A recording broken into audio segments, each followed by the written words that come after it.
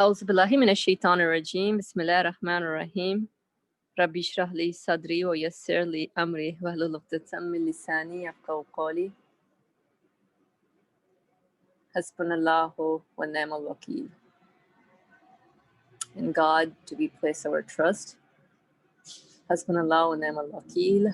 حسبنا الله ونعم الوكيل. وصلى اللهم على محمد وعلى آله وصحبه أجمعين والحمد لله رب العالمين. Ameen. Welcome everyone. We are continuing on today with the 25th flash message for the sick, the 19th remedy. Let's pull it up on the screen as well so we can start the discussion, inshallah. So the 19th remedy. As the attribute of the Eternally Besought One, the most beautiful names indicates All-Beauteous One of Glory's names are beautiful. As the attribute of the Eternally Besought One, the most beautiful names indicates All-Beauteous One of Glory's names are beautiful. Among beings, life is the most subtle, the most beautiful, and the most comprehensive mirror of eternal besoughtedness. The mirror to the beautiful becomes beautiful. The mirror to the beautiful becomes beautiful. The mirror that displays the virtues of beauty becomes beautiful. Just as whatever is done to the mirror by such beauty is good and beautiful. Whatever befalls life too, in respect of reality, is good. The mirror that displays the virtues of beauty becomes beautiful. Just as whatever is done to the mirror by such beauty is good and beautiful. Whatever befalls life too, in respect of reality, is good, for it displays the beautiful impresses of the most beautiful names, which are good and beautiful. Life becomes a deficient mirror if it passes monotonously with permanent health and well-being. Life becomes a deficient mirror if it passes monotonously with permanent health and well-being. In one respect, it suggests non-existence, non-being, and nothingness, and causes weariness. In one respect, it suggests non-existence, non-being, and nothingness, and causes weariness. It reduces the life's value and transforms the pleasure of life into distress.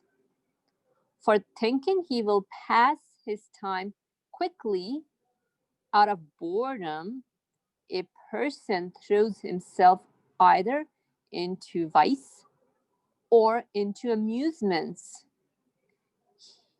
He becomes hostile to his valuable life and wants to kill it and make it pass quickly as though it were a prison sentence. For thinking he will pass his time quickly out of boredom, a person throws himself either into vice or into amusements. He becomes hostile to his valuable life and wants to kill it and make it pass quickly as though it were a prison sentence. But when it revolves in change and action, and different states, life makes its value felt. But when it revolves in change and action and different states, life makes its value felt and its importance and pleasure. Such a person does not want his life to pass quickly, even if it is in hardship and tribulation. He does not complain wearily, saying, "Alas, the sun hasn't set yet," or "It is still nighttime."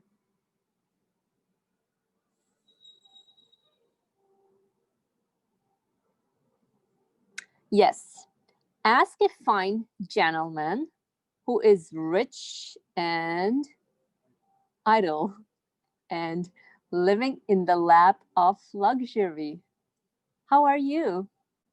You are bound to hear a pathetic reply like, "The time never passes. Let's have a game of backgammon, or let's find some amusement to pass the time." Or else you will hear complaints arising from worldly ambition like, "I haven't got that. If only I had done such and such." Then ask someone struck by disaster, or a worker or poor man living in penury, "How are you?" If he's sensible, he will reply, "All thanks be to God, I'm working. If only the evening did not come so quickly, I could have finished this work. Time passes so quickly, and so does life. They flash by. For sure, things are hard for me, but that will pass too. Everything passes quickly." He, in effect, says how valuable life is and how regretful he is at its passing. That means he perceives the pleasure and value of life through hardship and labor.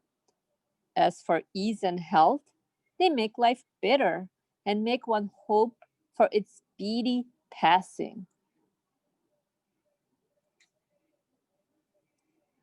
My sister and brother who is sick, know that non-existence is the origin and leaven of calamities and evils. Non-existence is the origin and leaven of calamities and evils, and even of sins, as is proved decisively and in detail in other parts of the risale-i. As for non-existence, it is evil. Monotonous states like ease, silence, tranquility, and arrest are close to non-existence and nothingness, and therefore make felt the darkness of non-existence and cause distress.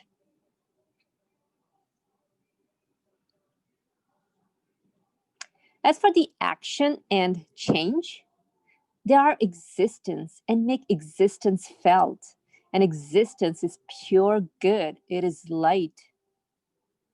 Since the reality is thus, your illness has been sent to your being as a guest to perform many duties, such as purifying your valuable life and strengthening it and making it progress and inducing the other human faculties in your being to turn in assistance towards your sick member and to display various of the all-wise Maker's names.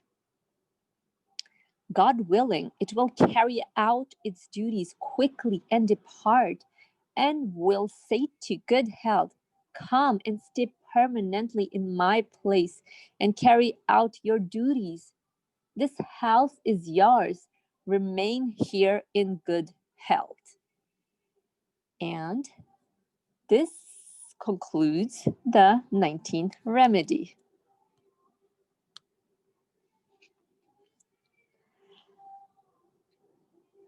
All right.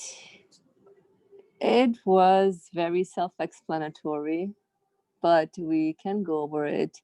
Let me see. I'll give it a pause and see if anybody here on the chat wants to share something, some takeaways, anything in the text that was striking to you. Feel free to do that. Raise your hand.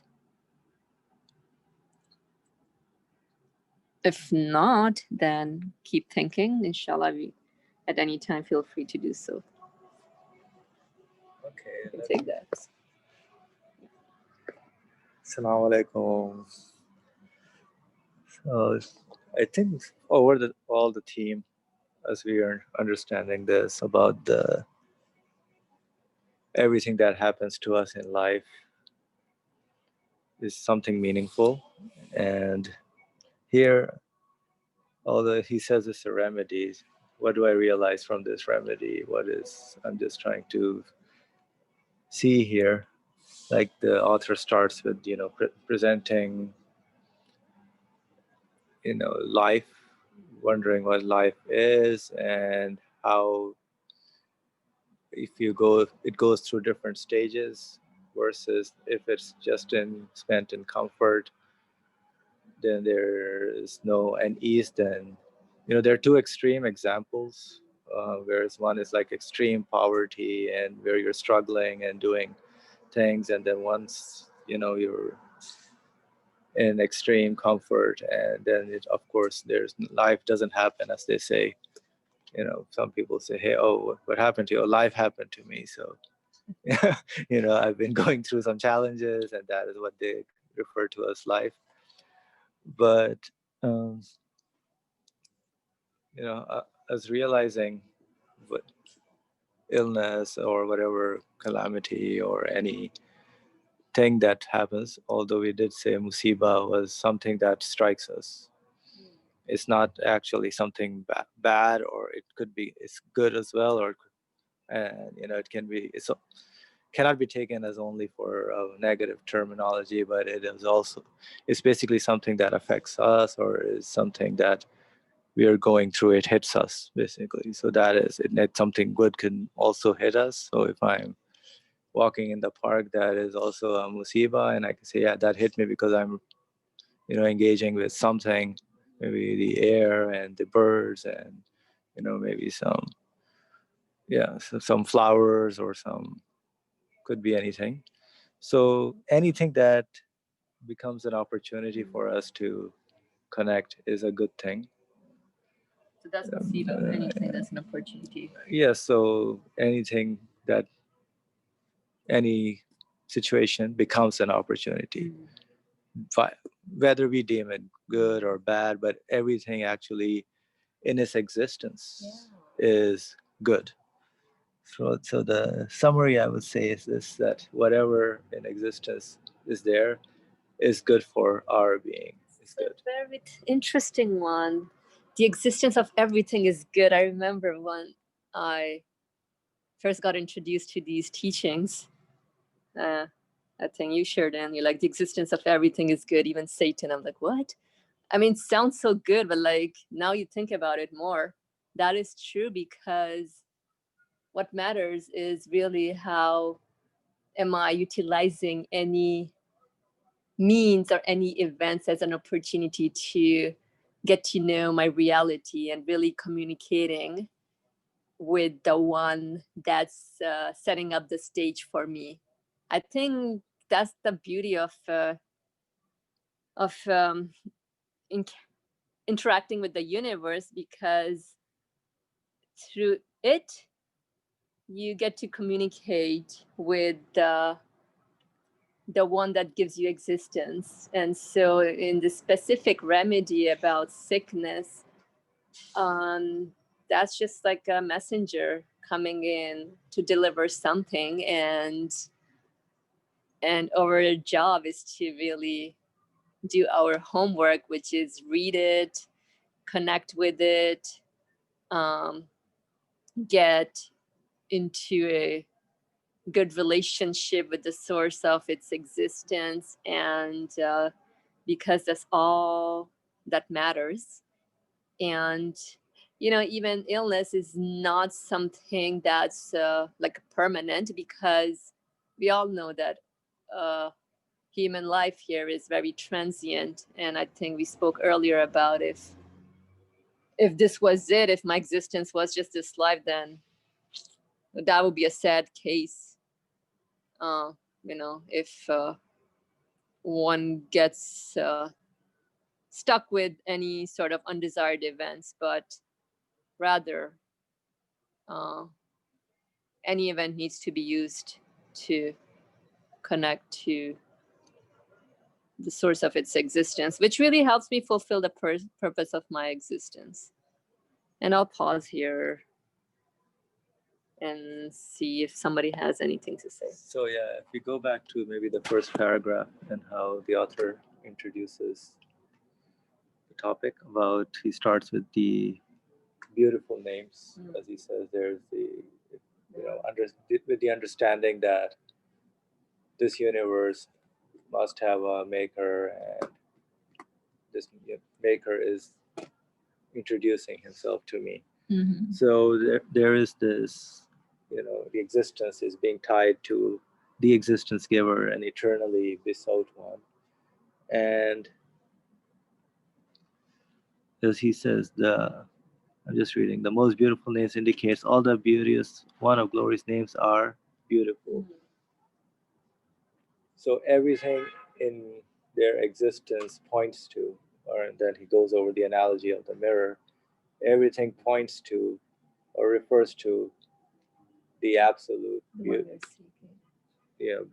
beauteous one, or the eternally besought one, the one who is absolute. Yeah. Everything in their existence points to. So no matter what quality or whatever thing I am experiencing, when I look at it, it actually becomes a mirror to one of the all-beauteous, all eternally besought, like the absolute qualities. Maybe we can discuss this a little bit. Let's touch upon this, because when I was reading this, I'm like, it's, we can take it as it says, and get happy with it. And at the same time, I think applying with what you shared, existence of everything is good. Good as in it's good could be also, i.e., beautiful, because it's helping me communicate with the source of my existence. And so it's really how I'm perceiving it. So I don't know, did he talk about storm here, or did he mention something about storm or tribulation here? No. Anyhow, yeah, so even like a storm or something that may seem like a tribulation, and it passes. Storms don't stay for a long time. Somebody wanted to say something. Go ahead, please, Hamim. Your mic is open.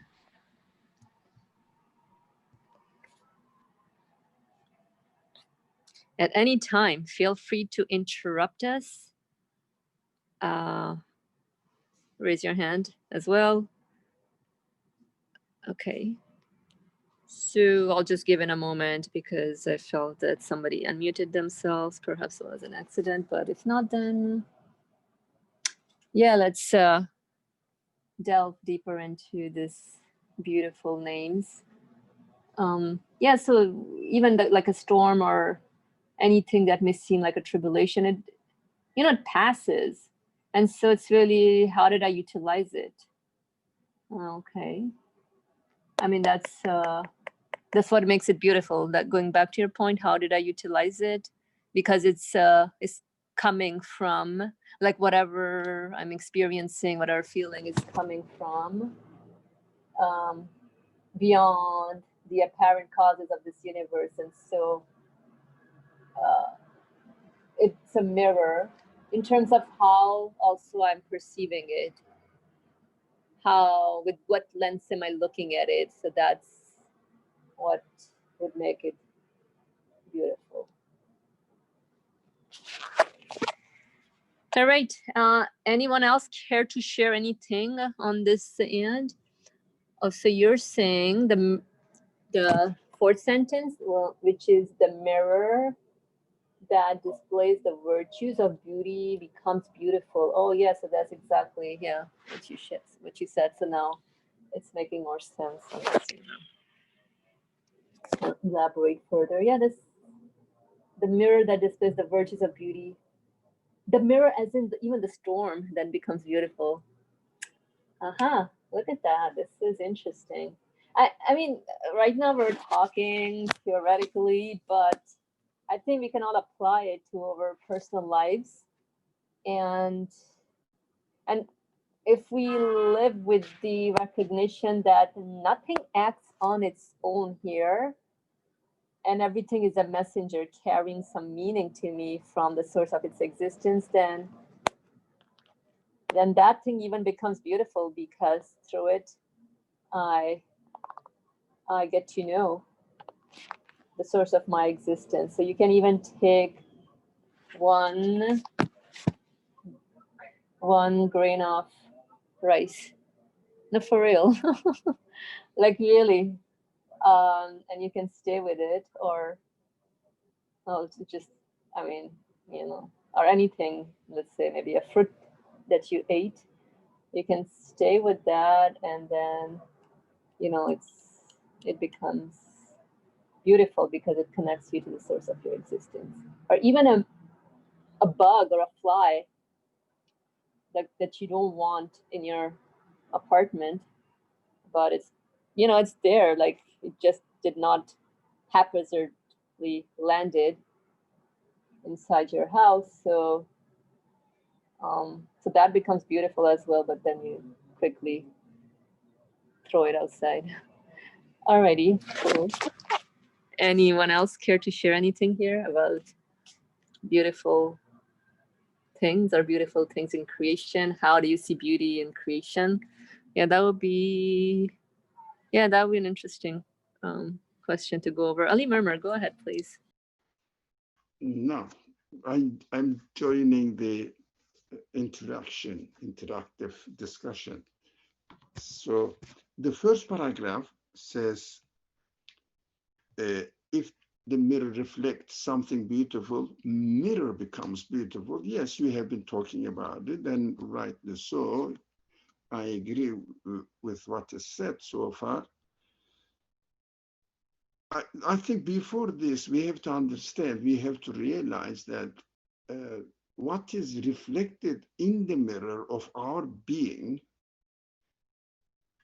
is, we have to understand and become aware that what is reflected in our being is something which has beautiful qualities.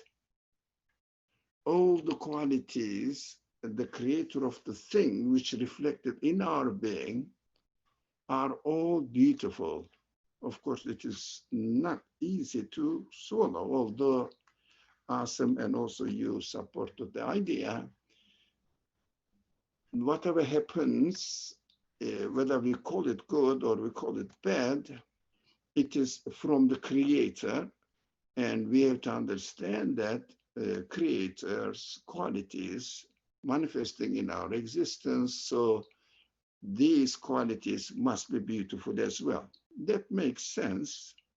I understand if only somebody accepts that whatever is created in his being is nothing but the creator of his being is manifesting his qualities in him or her.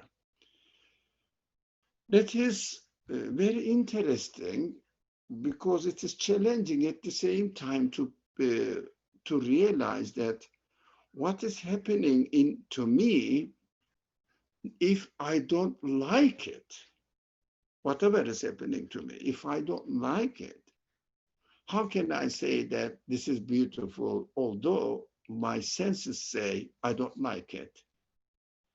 Of course, it needs training. I understand it needs training and very full concentration, if you like, or somehow concentration to understand that even the things happen to us that we don't like must give some sort of different flavor to our life. It means different experiences, sometimes that we enjoy, and in response, if we are aware that these enjoyable things are created by my Creator,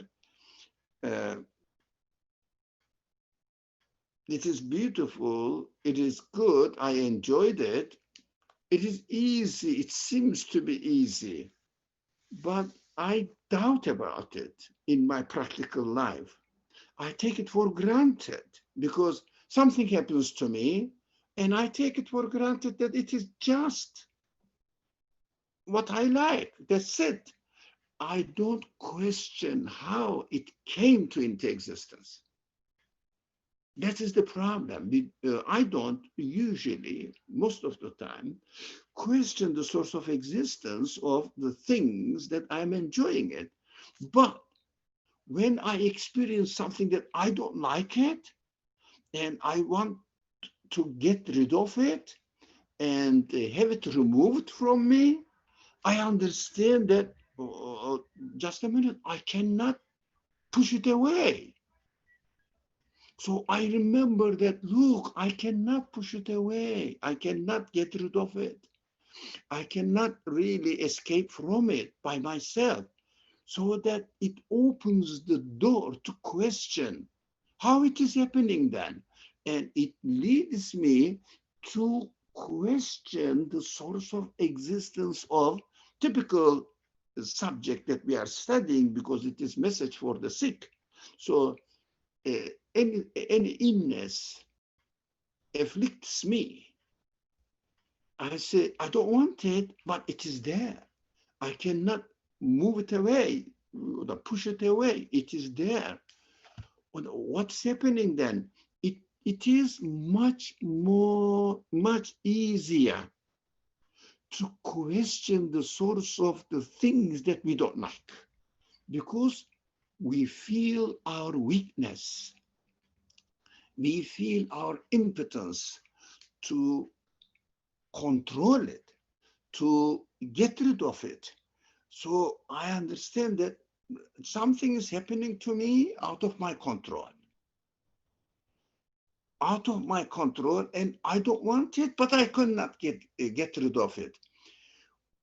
If someone thinks of his life in this sense, why I am here, how I came here into existence, how my life happened, how all the qualities that I am entertaining in this world came into existence, from where?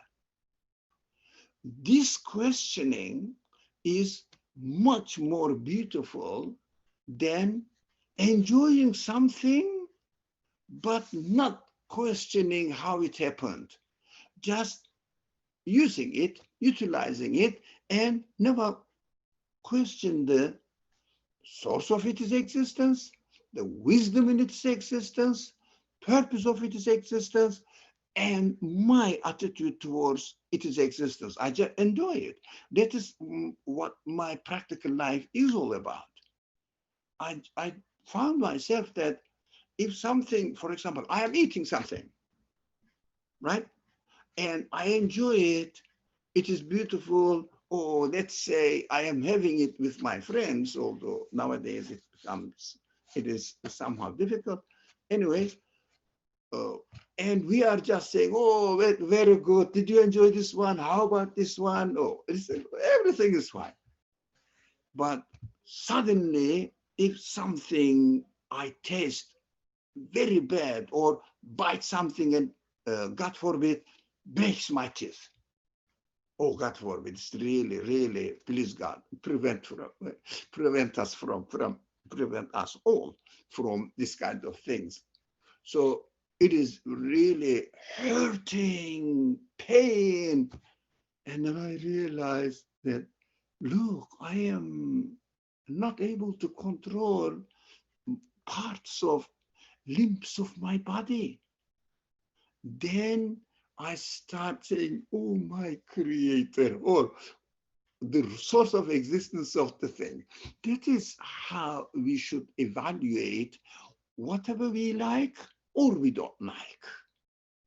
We should be conscious of its existence and always encourage ourselves, remind ourselves that whatever is happening, it means in the example of this passage, says, whatever is reflecting in my mirror of my being is a reminder for me, whether I like it or not. It's a reminder for me that somebody is really controlling my being and using various ways, venues, to remind me that I have to think about the purpose of my existence. If I remember that the one who's reflecting through his action in my being and my consciousness is aware of it, it's very aware of it, then I understand that somebody is introducing himself to me and asking me to be conscious of where I stand in good terms that I like, bad terms that I don't like. Where I stand, who I am, who is the one who is reflecting in my being. Then life becomes beautiful because everything has a purpose. And my life is now colorful, if you like. All the things are happening, bad, good, whatever I call them, all of them are to be used as a means of acknowledging the source. If the the second paragraph is emphasizing on monotonous life. That is another subject I think we can discuss separately. Thank you.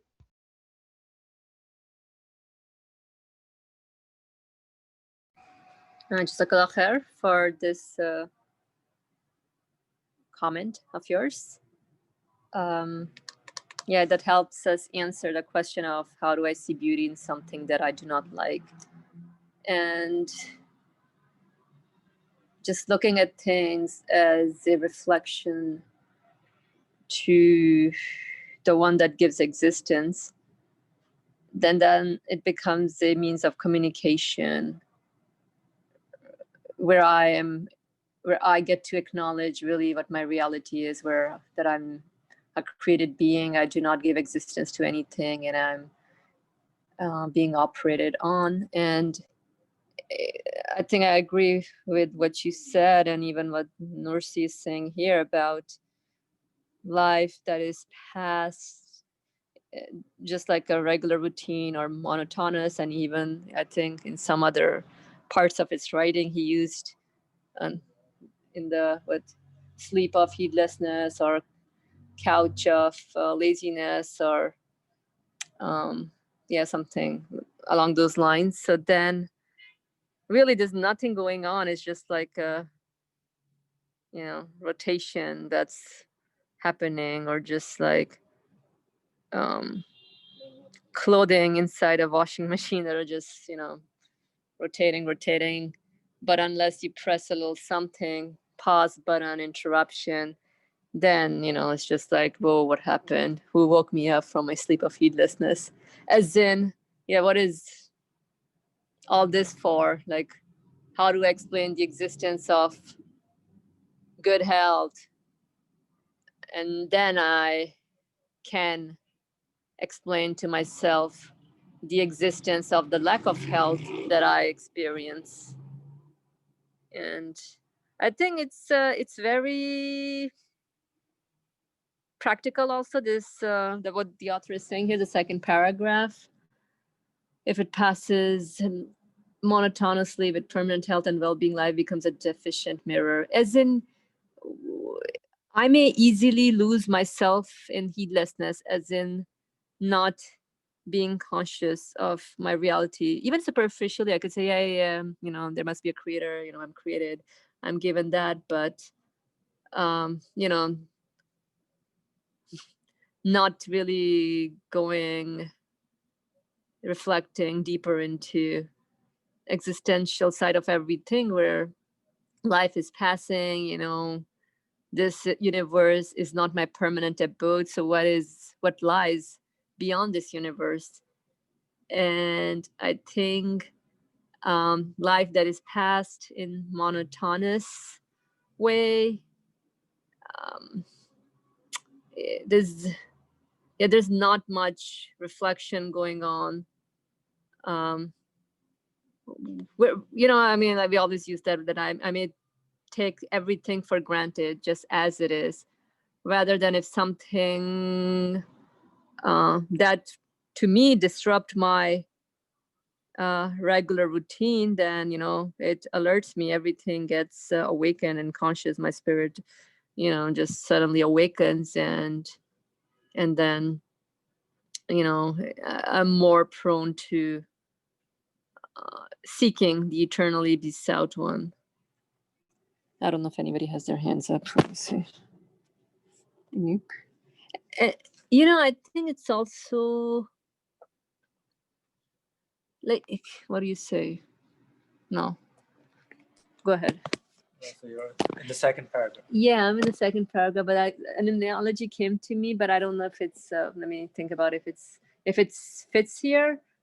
Like, So go ahead. No, so No, building on the first paragraph, as Brother Ali was sharing about, usually we don't practice or think about when things are happening. Mm-hmm. You know, we eat every day, you know, we walk every day, and everything just is taken just like it is. It's just, it's never thought of as something to marvel at or to see the beauty in it. That all these actions, everything actually points to the one who is making it happen. But it's only when certain things that we don't like happens that since we haven't really worked on ourselves in our, you know, our side. If we say that, you know, if I say that, hey, you know, I am the mirror to, you know, my being, my life is everything is coming from the absolute source, but practically I have to live by that and become that mirror. So life is the mirror, and whoever hasn't given me life, you know, I mean, I'm not in control of any other thing in myself, or I'm not able to give existence to anything.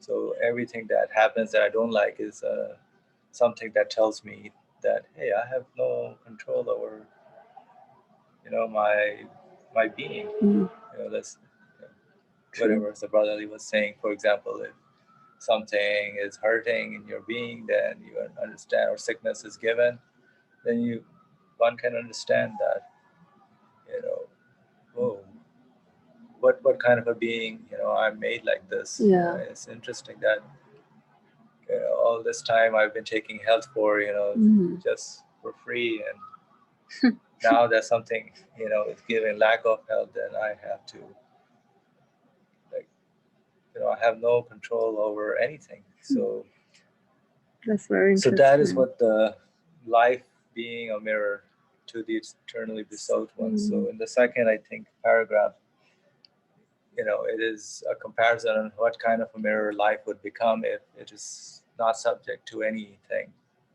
There is no, you know, life doesn't happen. There is no activity.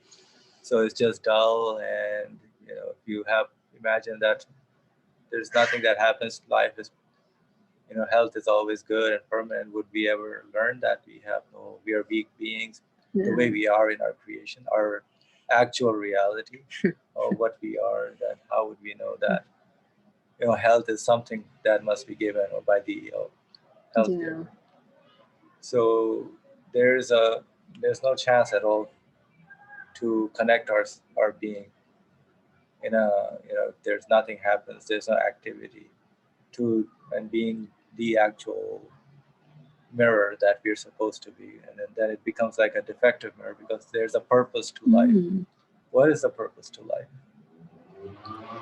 Is it to pass everything in ease and never worry about anything, or there is a purpose that, you know, things happen and then I'm being trained to connect or to reflect those whatever happens to me in life and get in touch with the absolute. Yeah, I agree with that. Although ideally human beings would want to pass a life with ease, but I think the catch is, can I afford that? As in, can I be consciously doing everything that I do? You know, like that's, you know, we all desire that. Even at students in a school, they want to also like be at ease with everything, the curriculum and everything. They don't want any, oh, when was this due? What is this? You know, like, oh my God, I forgot to submit that. Nobody wants that. And so I think, like you were saying, the whole training part, it really lies in just being aware that the purpose is not to pass a life of ease here. Yeah, like that. I mean, even it's a transient journey, but I think like in the couple of few words of the text, the author, you know, he says, you know, where he gives analogies of different type of people, like, you know, he does mention that nobody wants to any hardship or anything. We all want to pass it in ease, but how do you do that? I think that's the question. How do you do that? Well, you have to make sure that you are acknowledging everything that's given to you, everything, just like you mentioned, health or anything else, like where it's not being taken for granted. And I think I do agree also that if it's a life is passed in ease, then it's easier to just take everything for granted. Existence in general will be taken for granted.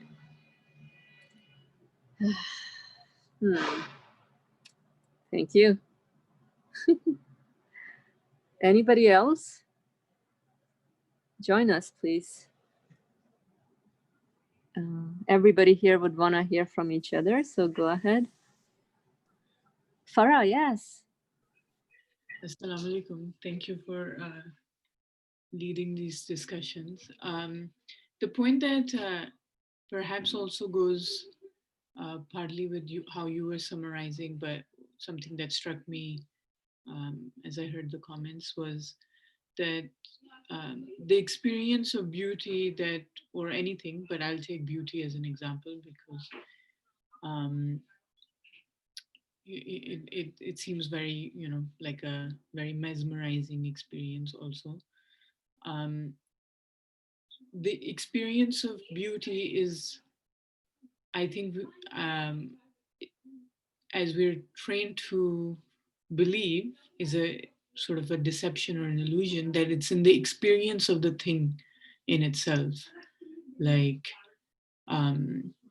I have to experience, let's say, a piece of art, a certain piece of art or a certain view in order to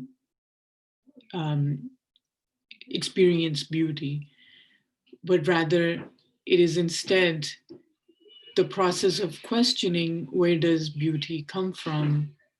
Where does anything, and as you were giving examples earlier, like, you know, in a fly, an atom, doesn't matter.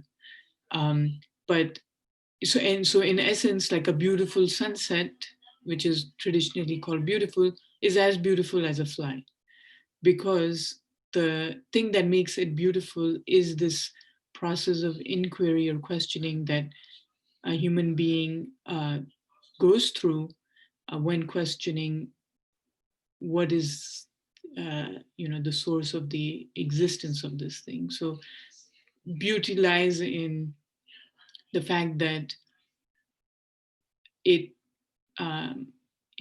entices, or it sort of provokes our sense of wonder of why this thing exists in the first place. So this sort of sense of your wonder awakening, whether you see a fly or a beautiful sunset,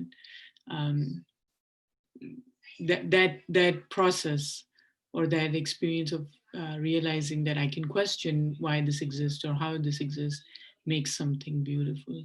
So I thought that was a very interesting point and another way to address our discussions that again point to the source of things. So that's what I wanted to share. Thank you, Farah, for sharing your comment. Though I rather see a beautiful sunset than a bug or a roach, but yeah, you're right. I wonder why, but that's a good point. I feel the same, but perhaps that's something I'm going to think about. Why is that? Yeah, perhaps it's just to show us the variations in creation and variation in like the qualities that we interact with.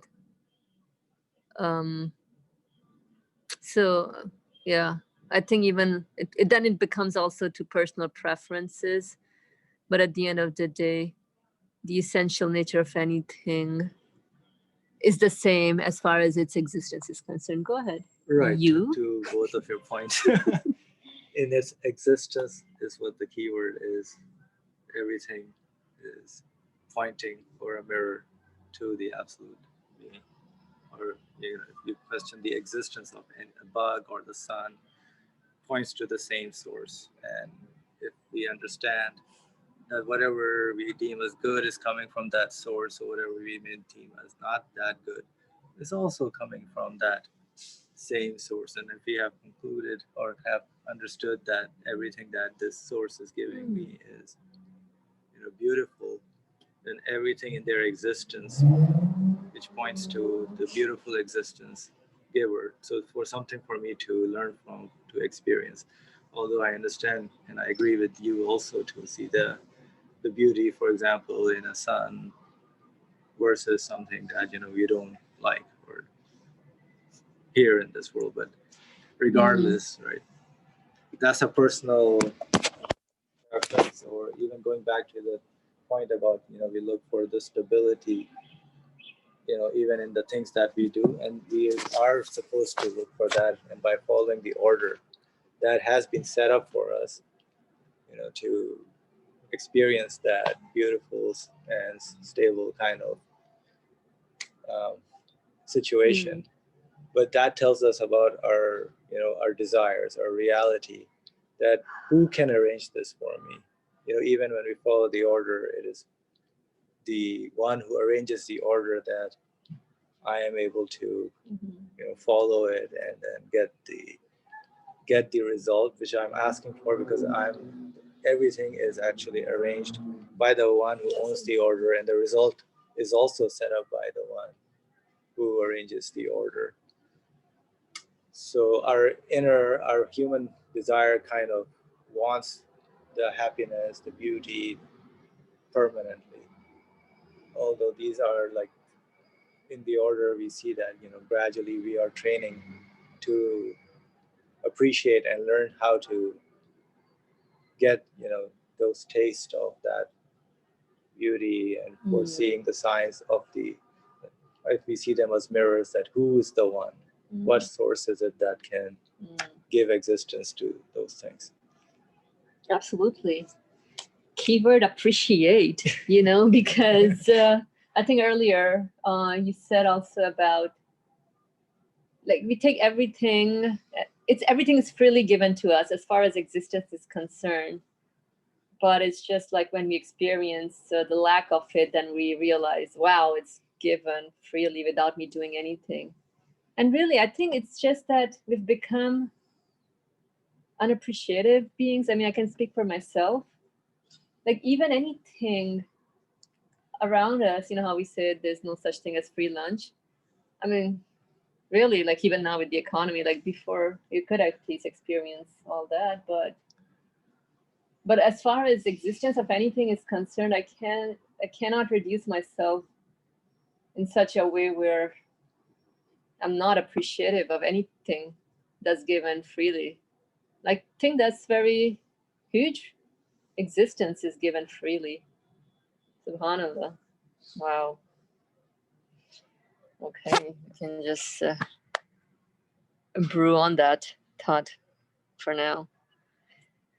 Unless someone else wants to add something. Yeah. Okay. Let's see. What else do we have? Yeah, you know, another thing also he's mentioning,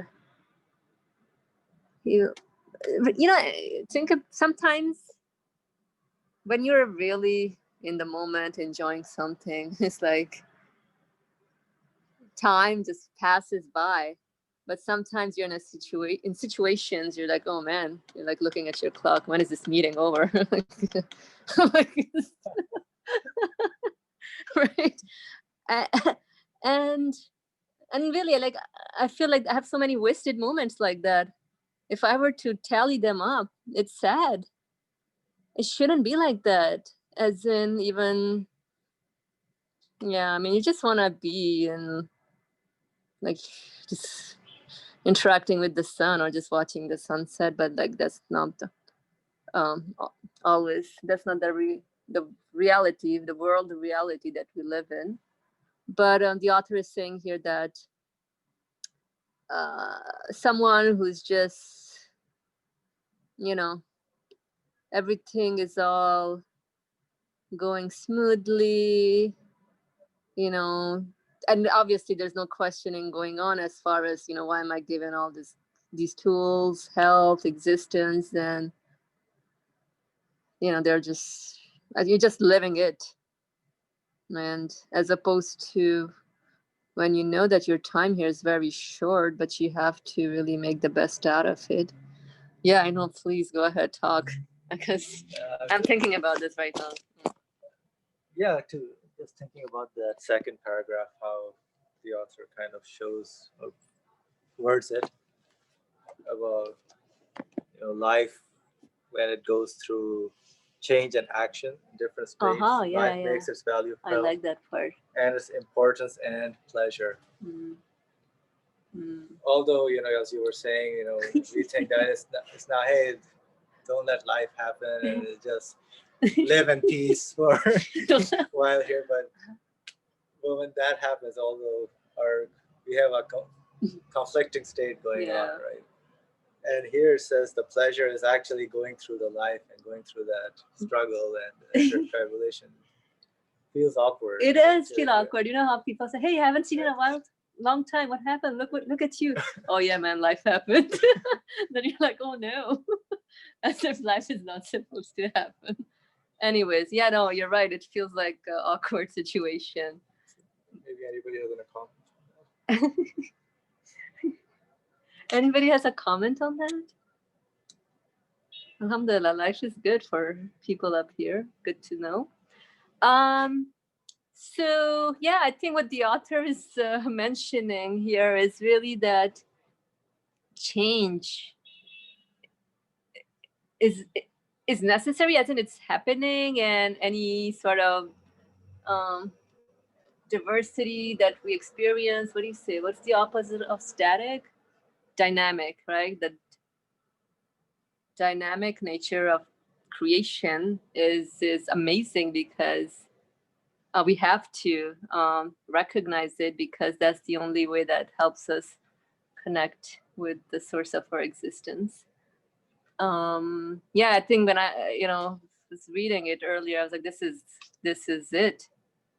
But when it revolves in change and action, and life revolves in change and action, which it is, and in different stages of our existence, then life makes its value felt and its importance and pleasure. So like you said, that you have to experience life. I mean, yeah, we all do experience life, but it's really like how conscious am I of this this experience, in terms of, yeah, I recognize that the change is a deliberate setup. The different stages is also a deliberate setup, and that's how we get pleasure from life. Yep. Let's see. I think so far so good with this one. It's you know, although I don't agree much with what the author is saying, but maybe I'm not catching it well. Like at the end, he's like, oh, if he does not complain, wearily saying, like such a person does not want life to pass quickly. Like when you know that it's a deliberate setup, then obviously you don't want life to pass quickly. And even if it's in hardship and tribulation, that's interesting one as well, because then you're like, that because those hardship and tribulations are means, are like messengers. And this person does not complain that, oh, alas, the sun hasn't set yet. I don't think so anybody would want the sun to set. Or is it still nighttime? I mean, regardless, I can be heedless, but I would never want the sun to set. You know, you just want daytime. Party should never end. You know, like you. Anyways, so I don't know. Anyone care to share something here? Any of their experiences in their practical lives? No, mashallah, everybody's all good. All right. I mean, it's good. Alhamdulillah, that's nice. But okay. If nobody has any questions on that or comments, yeah. Oh, that's true. You don't have to have a question. Comments. So we can move on to the next paragraph. Yes, ask if fine gentleman who is rich and how do you say that word? Idle, and living in the lap of luxury. How are you? You are bound to hear a pathetic reply like the time never passes. That's ideal. I don't want the time to ever pass. Not really. Especially good moments like weekend. No, just freeze. Like weekend should just, that's it. You don't want the time to pass. Monday to Friday, you just, see, that's the point I was making. Monday to Friday, I just, you know, you're sitting in all these meeting, people, blah, blah, blah. I'm thinking like, my God, how much can you talk? I mean, seriously, in terms of just worldly things, we're just so lost Monday to Friday, 8 a.m. to 7 p.m., just talking about things that has nothing, absolutely nothing to do with our existence. It's ridiculous how much we are wasting our human self. It's only when the weekend comes, you're like, yay, Friday evening, see ya, enjoy the weekend. And then Saturday, you're just, that's the only time you get to interact with creation. Everybody knows that. And we all, yeah. That this is not life at all. That's true. Yeah. And we're still stuck in this like rat race or whatever. It's just because everybody, you know, we have to pay bills and everything. So you got to do what you got to do. Oh, well. So that's the society we live in. You got to follow this. But you follow this and you lose yourself in it. That's terrible. Alhamdulillah, I'm grateful for this author to be sharing his reflection about it, because, you know, it makes us ponder more over our day-to-days. What do we do? Really, what do we do on a daily basis? I mean, I can speak for myself, which has nothing to do most of the time with reality, but that's what, you know, we are living in. So, and that's why we need to remind each other. We need to be a little more cognizant of the fact that, you know, this world is not it, but this world is also, it sucks you as well. And I think that's where we need to strike a balance in terms of utilizing the events and opportunities to get to know your Lord. So maybe we can discuss this last sentence of the paragraph. Oh yeah, sure. As for ease and health, they make life bitter. Uh-huh. And make one hope for its speedy passing. And I think it ties to how you were saying that, you know, you don't want that time to pass. Mm-mm. Maybe this is the part you were saying you don't. Yeah, yeah, totally. Because you're for ease and health, they make life bitter and make one hope for speedy passing. Mm-hmm. make one hope for wait. And as for ease and health, they make life bitter and make one hope for its speedy passing. No, you still wouldn't want that. Maybe it's not translated right. Yeah, maybe it's not translated right. I would go with that because nobody wants time to pass. Doesn't matter. People are doing all sort of things to stay young forever, live 150 years.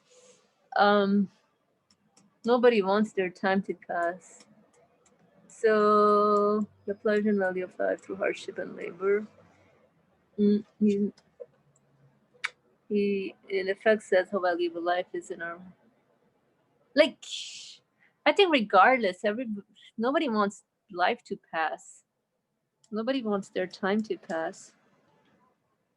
Although sometimes we have moments, maybe it's during those moments, like you're in a boring meeting or you're in a, I don't know, boring class and the teacher is like, well, yep.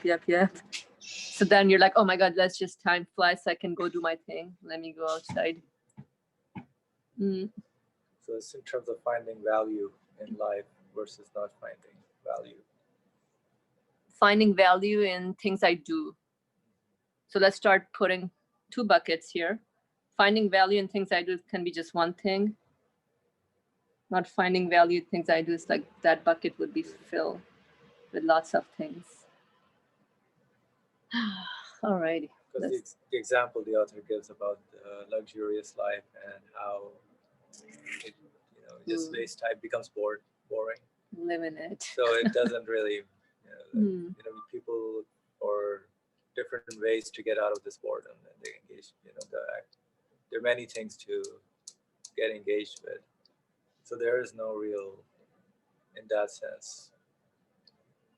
I think that's what the author kind of is hinting at. Life becomes something bitter or boring and miserable. Then you're like, what's next? This is so it. I've the next big thing. Yeah. I've traveled the whole world. I've been to all these places. I've had all the cuisines, and what's next? Yeah. Go to Mars. Where should I hang out now?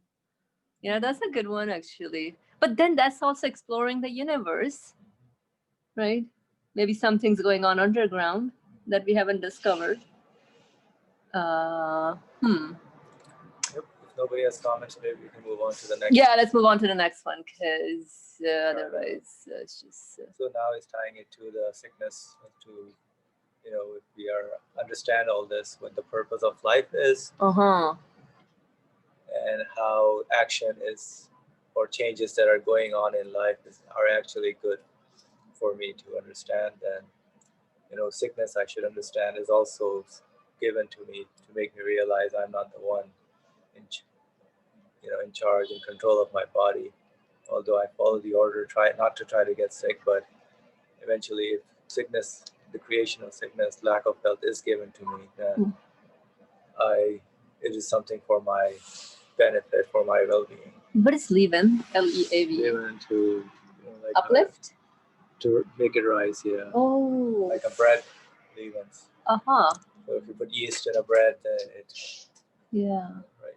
So non-existent gives rise to calamities and evils, and even of sins. And so,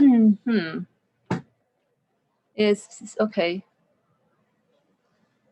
Rest are closed. So yeah, I think it does make the sense. The case clear now that just luxurious life, as in without anything going on. It's just happening. Life is flowing. I don't know. They are existence and make existence felt, and existence is pure good. It is light. I think it's just a matter of not wasting anything that we are given, any opportunity. So even use that boring meeting, as a way to maybe acknowledge your existence. Or I think, that's the whole point. Existence is pure good because you're given existence. You're just waiting at the clock Waiting for the weekend to come. That's messed up. Okay, so since the last para, since the reality is dust, your illness has been sent to your being as a guest to perform many duties, such as purifying your valuable life. How do you do that? How do you do that? Utilizing anything, any event that's bothersome or displeasing, utilize it as a guest to perform many duties, such as purifying your valuable life. How do you do that? I think it's, again, like you started off with utilizing it as a means of knowing that everything is given to me freely. I'm not owning that. I'm not controlling it. I'm not controlling existence. If that was it, I would just freeze all the beautiful sunsets or good time. But so utilizing any of that event. So utilize it. I'm speaking for myself, a boring event as a means of knowing that this is a deliberate setup presented to me to make a comparison about what is it that my spirit truly desires, which is to exit out. Okay, so that's about it. I think we are pretty much done with this one. God willing, it will carry out its duties, quickly depart, and will say to good health, come and stay per. This is very interesting, where the author sort of mentioned that once people are able to utilize undesired events to fulfill the purpose of their existence, that you don't want anything to depart, right? You want it to stay. As in, you hear that a lot also. Like the last part where it says, God willing, come and stay permanently in my place and carry out your duties. This is your house, remain here in good health. So I think this is it for now. That's okay. I mean, there's a lot to think about also here, I think. Just apply everything day by day, practically, to make more sense of it. I remember I had a teacher once who said that, one should be concerned if, life is just going monotonously, like there's nothing, you don't have any kind of something that's bothering you or something, because that's just like, it keeps you on your toes. So, yeah, it's all making sense. Okay, good. Anybody has anything to say? Nope. Wait, somebody raised their hand. Ali Murmur, go ahead, please. Now, that's a little bit difficult subject, which is in the middle of the second last paragraph. It says, of course, non-existence, it is evil, because non-existence means, in this context, I understand that the static life, monotonous life, and not really having change and experience, different experience, is close to non-existence. Rather than on the other hand, the moving, every kind of life experiences and colorful events, the good, bad, struggling and keeping yourself alive and active, life becomes really pleasurable, much more pleasurable than monotonous life is very boring. I have a friend who is not working nowadays because of the certain situation. Everybody knows that God is, maybe training us for something. That's up to him. He's creating and employing this virus, whatever. That is another subject. And this friend is not asked to come to the workplace, to the job, but really it is irrelevant. And the company says, okay, don't come, don't risk your life. You are a little bit the age, over age, even not very young. So we will pay you. So he's receiving exactly the same amount as he was working. I asked him, which one is better? That is a real life experience. Which one is better? Would you rather, there was no risk for them, it is a risk. Yeah, it is a risk as far as the conditions of this life is concerned. And there was no risk. Would you rather stay as you are staying in your place, or would you rather go to work? Unbelievable, but this is the reality. He said, I prefer go to work. Although there are lots of means of entertaining nowadays through social media, TV, whatever the people have, he has also this, telephone, media, TV and internet, everything he has, this person has, but still he said he prefers to go to work. That is very interesting because human nature wants not a picture. Nowadays we know that we want videos, changing views and seeing how the things are developing or whatever is happening, how they are changing. It is, everybody wants to prefer, or everybody prefers videos to study instances of creation. It means non-existence. This is, of course, extreme case in this paragraph. It is monotonous life is close to non-existence, whereas active life in every conditions, every kind of conditions, we may call it bad or good, is close to existence, not non-existence.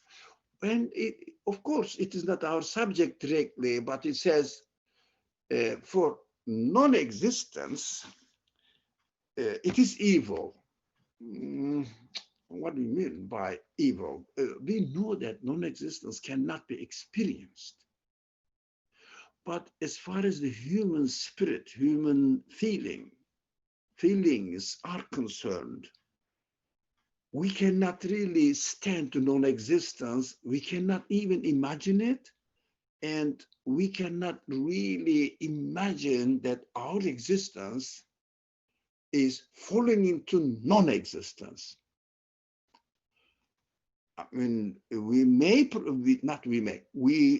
prefer to have better life conditions, living conditions.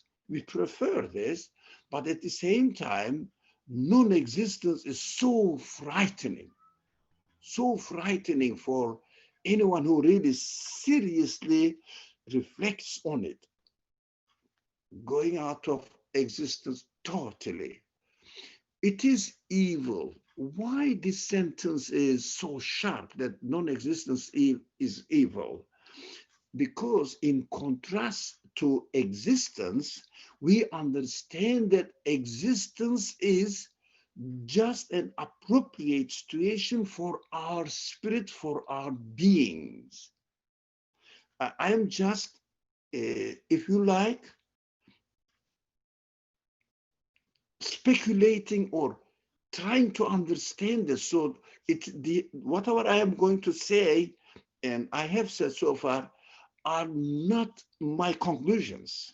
I am just thinking aloud so that we can understand this matter as much as possible, as clearer as possible.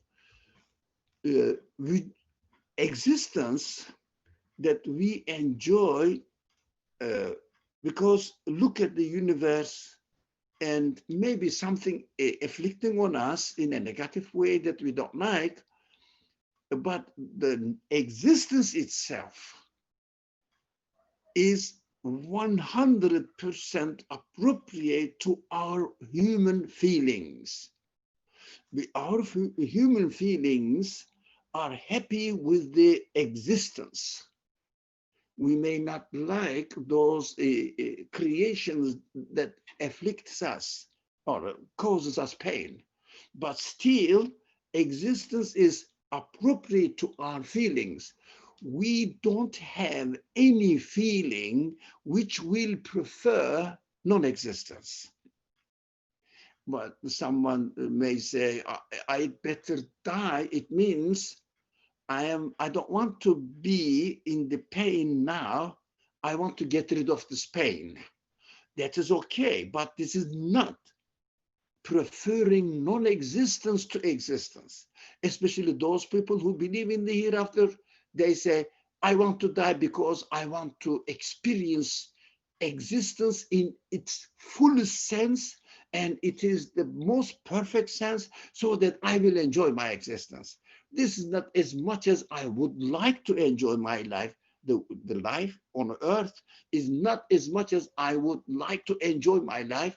It is somehow enjoyable, but they say, I want a life where I can experience my pleasure on the top. It means the best way. That is why some people say, oh, it is better to, no one wants to die, but if death comes, they say, it's welcome. Anyway, I will be transferred into a better life. Those people who don't like, who don't believe in the hereafter or the next creation, they are really, really, really frightened of death. Why? You cannot tell them that, hey man, you are going to die one day, yeah? Isn't that real? He will really get angry with you. Why?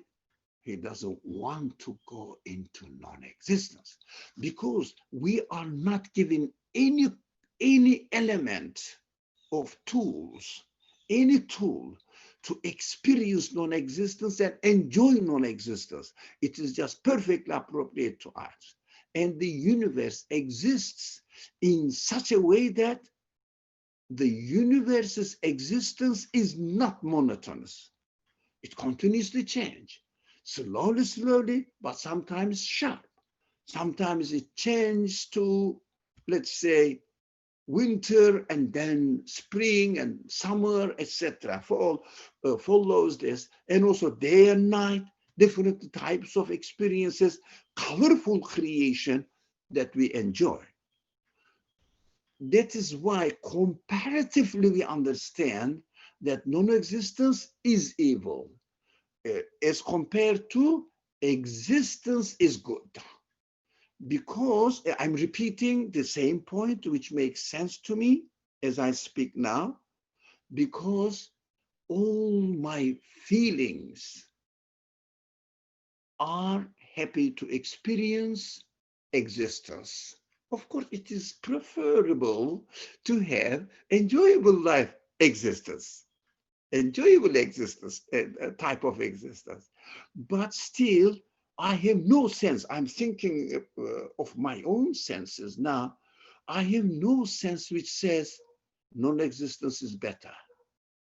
Although some people say, when we die, we will go, but very rare people, we will go into non-existence. Don't worry about it. But they are so sensitive to keep their healthy life, to keep their better life, good life, alive.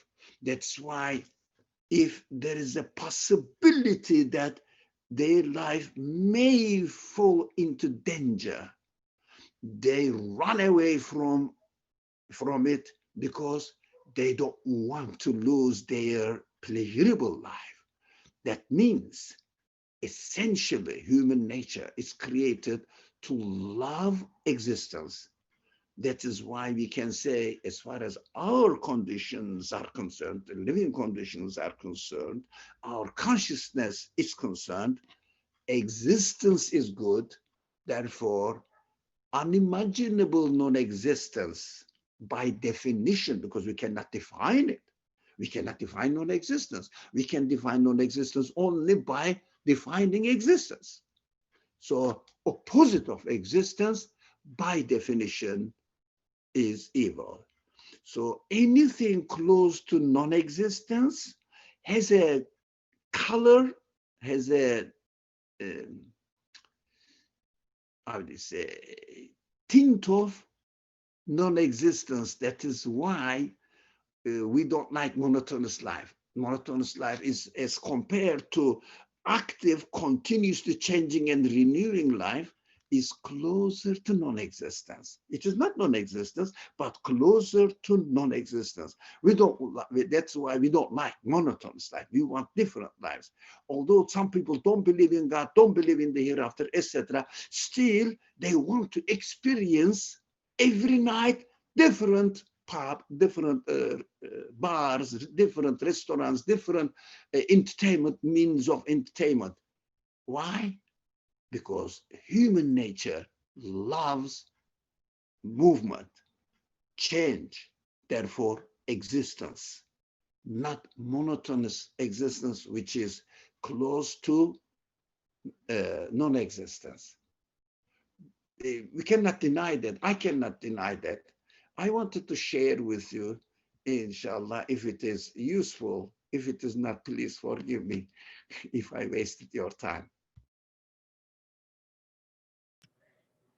Alhamdulillah, this was good. Thank you for refreshing our understanding of this notion of existence. Existence in general is pure good.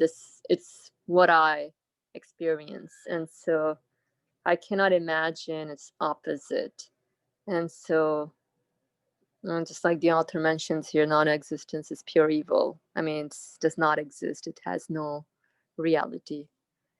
And I agree also how exciting it is that human beings want to be just like dynamic, want to be active with things. I mean, you notice that in infants, toddlers, when they start walking, you're like, wait, he was here. Suddenly, like, he's on the other side of the room. What happened, right? So it is in our nature just to want to keep active, and that's how things are.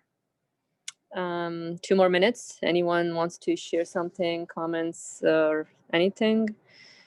If not, then alhamdulillah, that was a very beautiful discussion. Thank you all for coming and for sharing in your thoughts and understanding.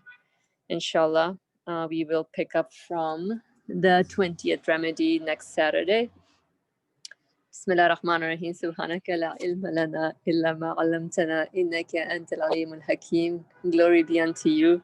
We have no knowledge save except that which you've taught us. Indeed, you are all knowledgeable, all wise. Wa akhru da'wahum alhamdulillahi rabbil alameen. Bi hurmati sirri